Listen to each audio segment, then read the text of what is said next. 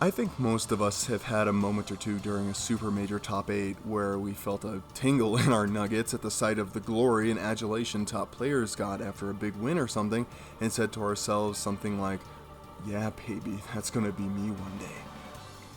Passion's a very mighty word, but we use it very loosely to describe basically anything we invest time into, and as such its meaning's been almost completely blunted.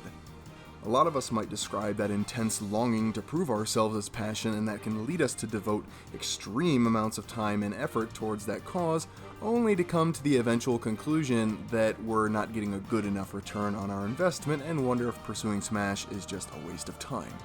So, is trying to be great in Smash just a waste of time for the so-called average person, which by the way everyone was average at one point before they became great? In a video I did a long time ago called Who Can Be a Top Player, the conclusion I ended with was that almost anyone could reach the top level in Smash given the appropriate level of determination. That said, what exactly is the appropriate level of determination? The kind where failure is not a deterrent. So, let me explain what I mean by that. One of the truest indicators of what I personally define as passion is a nearly, if not completely, limitless tolerance for failure, or in other words, if you're passionate about something truly, you never really fail so much as just sort of drop dead in the process because you never stop trying. Without this quality, you find quickly that the immense weight of repeated frustrations, disappointments, and failures overpower what is actually less a passion for the game and more a transactional attitude about it, such that you bargain for a certain payoff with a certain pay-in. That is, you have a tipping point where you just sort of say, well, fuck this, and cut your losses because the payoff is no longer worth your suffering. Now, don't get me wrong, it's perfectly possible to be great at something with this attitude. You can be great at something even if it's not your one true passion. But with this attitude, your focus becomes the payoff of the thing in question rather than the thing itself, which is to say, you come to love the thought of achievement more than whatever it is you're achieving in. And again, wanting to make fools of the people that doubted you is itself a tremendously powerful motivator, but all the same, it's a motivator that can crack under the pressure of chronic failure and disappointment. To be clear, there's nothing wrong with being motivated in this way, and these two motives aren't even mutually exclusive. But when your focus is the destination with the journey serving simply as a means to an end, you are gambling with your time and energy if you end up making whatever this thing is, let's say Smash, your number one priority. This is something that happens to most of us, by the way, even outside of Smash. We want the payoff of pursuing something that we're at least sort of into to its extremes, but we simply don't have the passion to, indeed, suffer the pay-in. This is an incredibly frustrating position to be in because we're stuck in limbo between never truly giving it everything we've got for fear of having wasted our time if we don't meet a certain benchmark by some appointed time, and still being flustered that we don't have what we're after. So, as you consider whether Smash is worth pursuing preferentially to other things you enjoy, it's not so much a question of whether you should just drop Smash and stop bothering with it, so much as responsibly adjust your attitude toward the game and calibrate your goals based on a realistic appraisal of whether you're embarking on a journey out of love for whatever it is you're doing, or because you want to prove something.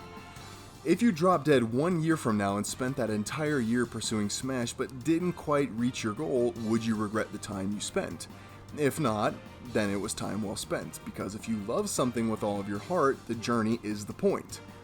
If you would regret it, then passion may not be the word to describe how you feel about Smash, at least as I define the word, and as such you may want to rethink making Smash a priority if you're on the fence about pursuing other things.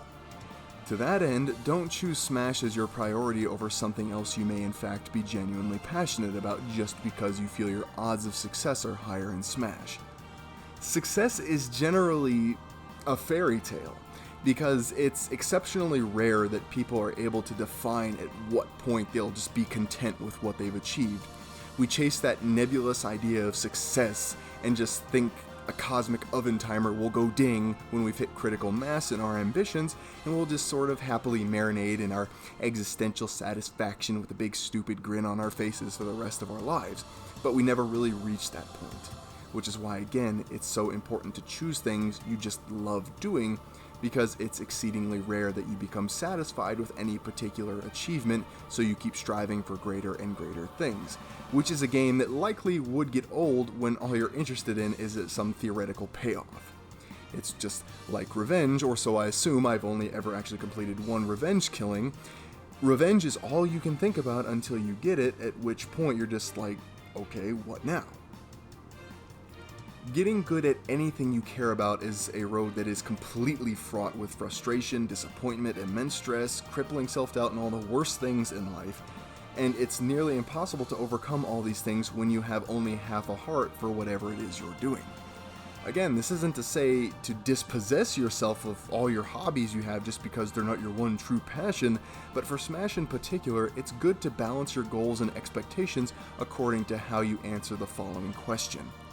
Is it passion or is it transactional? In other words, are you devoting yourself to what you're doing because you love it or because there's promise of some eventual payoff? And this all brings me to one of the most important realizations I've personally had throughout my entire life. This may not be true for everybody, but it definitely is for me. To pursue something to its final stages, you should ask yourself how high your tolerance for failure is. When you really love something, when you have a passion for it, it's your endgame, and the pursuit itself of that thing is time well spent.